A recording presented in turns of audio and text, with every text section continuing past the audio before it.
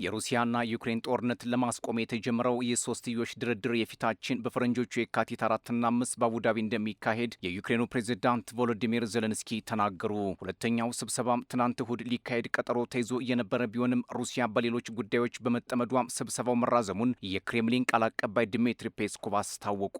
የፈረንሳይ ውጭ ጉዳይ ሚኒስትር ጂን ኖኤል ባሮት አውሮፓ በተወካይ ሳይሆን በቀጥታም ከሩሲያ ጋር መወያየት አለበት ማለታቸውም ተሰምቷል። 4 ዓመታት ያስቆጠረውን የሩሲያና የዩክሬን ጦርነት ለማስቆም በርካታ ስብሰባዎች መካሄዳቸው የሚታወቅ ሲሆን እስካሁን ድረስ አንዳቸውም መፍትሄ አላመጡም። ሩሲያም ወደ ዩክሬን ዘልቃ ከገባች ከፈረንጆቹ የካቲት 28 2022 ጀምሮ በርካታ ዙሪያ ያላቸው ድርድሮች ተከናውነዋል። ጦርነቱ እንደተጀመረ ለ4 ቀናት ያህል የሩሲያና የዩክሬን ተወካዮች በቤላሩስ ለስብሰባ ተቀመጡ፣ ግን ውጤት ሳያመጡ ተበተኑ። መጋቢት 2022 ድጋሚ በቤላሩስና ዩክሬን ድንበር እንዲሁም በቱርክ አንታሊያ ተደረገ፣ ግን አንድም ውጤት አልመጣም።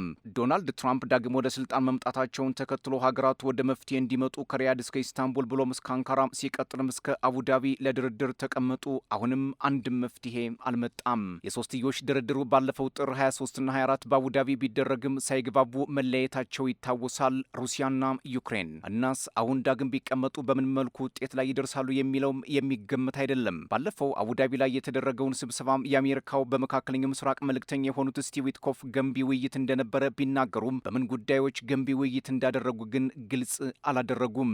ግዛትን አሳልፎ መስጠት የሚለው ሩሲያና ዩክሬንን ከማያግባቡ ነገሮች መካከል ዋነኛው እንደሆነ ይነገራል። እናም በዚህ የግዛት ጉዳይ ላይ አንዳች እልባት እስካልተደረሰ የሩሲያና ዩክሬን ጦርነት በምን ሊቆም እንደሚችል ግልጽ ትንታኔም አልተሰጠም። አሁን ላይ ሩሲያና ዩክሬንን ለማደራደር ተይዞ የነበረው ቀጠሮ ለውጥ መደረጉ ላይ ግልጽ ነገር ባይወጣም ክሬምሊን ግን በስራ መደራረብ ምክንያት ሲል ይሞግታል። ከዚህ በፊት ኪሪል ዲሜትሪና ስቲቭ ዊትኮፍ መራሹ ውይይት በፍሎሪዳ ሚያሚ መደረጉ የሚታወስ ሲሆን በስብሰባው ተገኝተው የነበሩት ስቲቭ ዊትኮፍ ከሩሲያ ተወካዮች ጋር የነበረውን ስብሰባ መልካም ጅምር ነው ሲሉ፣ ኪሪል ዲሜትሪ በበኩላቸው ገንቢና ወደፊት የሚያስኬድ ማለታቸው አይዘነጋም። የሩሲያና የዩክሬን ጦርነት መደበኛ ግን መቼ እንደሚያልቅ የማይታወቅ ጦርነት እንደሆነ ብዙዎች የሚስማሙበት ጉዳይ ነው። በቀጣይ በአቡዳቢ የሚደረገው ውይይት የአሜሪካ ዋና ተወካዮች ስቲቭ ዊትኮፍና ጃሬድ ኩሽነር ላይ ይገኙ እንደሚችሉ ውጭ ጉዳይ ሚኒስትር ማርክ ሩቢዮ ጥቆማ መስጠታቸው ምን ታስበው እንደሆነም ግልጽ አይደለም። ዜሌንስኪ በሰጡት መግለጫ ዩክሬን ጦርነቱን ለመጨረስ ሙሉ ፍላጎት አላት ሲሉ ተደምጠዋል። በየትኛውም መንገድ ጦርነትን ለመጨረስ በተደጋጋሚ ፍላጎት የሚያሳዩት ዜሌንስኪ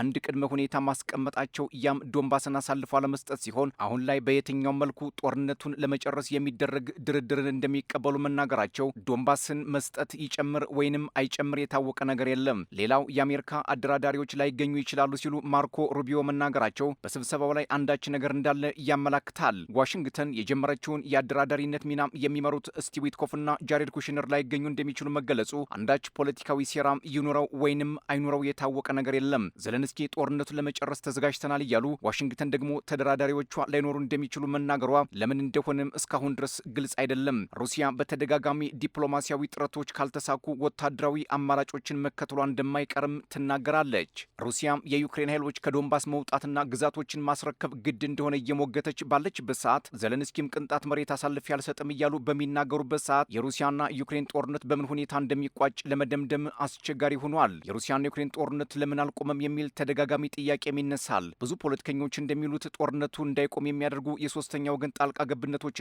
በሀገራቱ መካከል የሚነሱ የማይታረቁ ፍላጎቶች ናቸው። አሁን ላይ ሩሲያና ዩክሬን ወደ ድርድር ቢመጡ በምን ጉዳይ ተስማምተው ጦርነቱ ሊቆም እንደሚችል ለመወሰንም ከባድ ሆኗል። የግዛት ጉዳይ ለዜሌንስኪ መንግስት ከባድ አጣብቂኝ እንደሆነም ይታወቃል። የዩክሬኑ ፕሬዝዳንት ቮሎዲሚር ዜሌንስኪ ባለፈው ዓመት ዩክሬን ወይ ግዛት አሳልፋ ትሰጣለች ወይ አስቸጋሪውን ክረምት ትጋፈጣለች ማለታቸው የሚዘነጋ አይደለም። ከዚህ በኋላ ዩክሬን ተደጋጋሚ የድሮን ጥቃት በሩሲያ ደርሶባታል። በዚህም የኃይል መሰረተ ልማቶቿ በከፍተኛ መጎዳታቸው በርካታ ህዝቧ አስቸጋሪውን ቅዝቃዜ ለመጋፈጥ ተገዷል።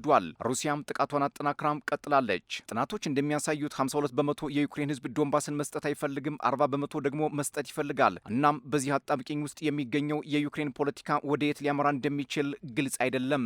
ዛሬ ላይ የወጡ መረጃዎች እንደሚያመላክቱት በክሬሚያ የሚኖር የዩክሬን ተወካይ እንደሆነ ሩሲያም የገለጸችው ግለሰብ የሽብር ስራ ሊፈጽም ሲል በቁጥጥር ስር መዋሉን የሞስኮ ደህንነት ኃይሎች መግለጻቸው ሀገራቱ አሁንም ድርድርን እንደ አጀንዳ ማስቀየሪያም እየተጠቀሙበት እንጂ እውን ጦርነቱን ለመፍታት ፍላጎት ያላቸው አይመስልም ሲሉ ተንታኞች ይናገራሉ። ዩክሬን ልከዋለች በተባለው ግለሰብ ላይ እስካሁን የሰጠችው ማስተባበያም የለም። ከ2023 ጀምሮ 90 በመቶ የሚሆኑ ዩክሬናውያን ጦርነቱ በሩሲያ ግዛት እንዲሆን ፍላጎት እንዳላቸው ጥናቶች ቢጠቁሙም እስካሁን ግን ጦርነቱ በዩክሬን መሬት ላይ መሆኑ ዋጋ እያስከፈላቸው እንደሚገኝ ይታወቃል። የሩሲያና ዩክሬን ግጭት ከሁለተኛው የዓለም ጦርነት ወዲህ በአውሮፓም ከባዱና ውስብስቡ ጦርነት እንደሆነ በተደጋጋሚ ተነግሯል።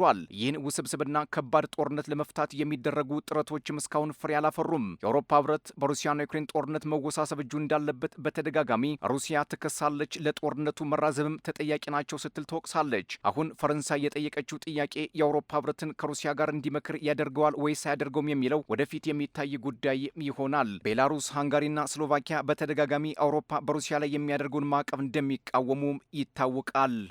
Putin announced a ceasefire for 3 days.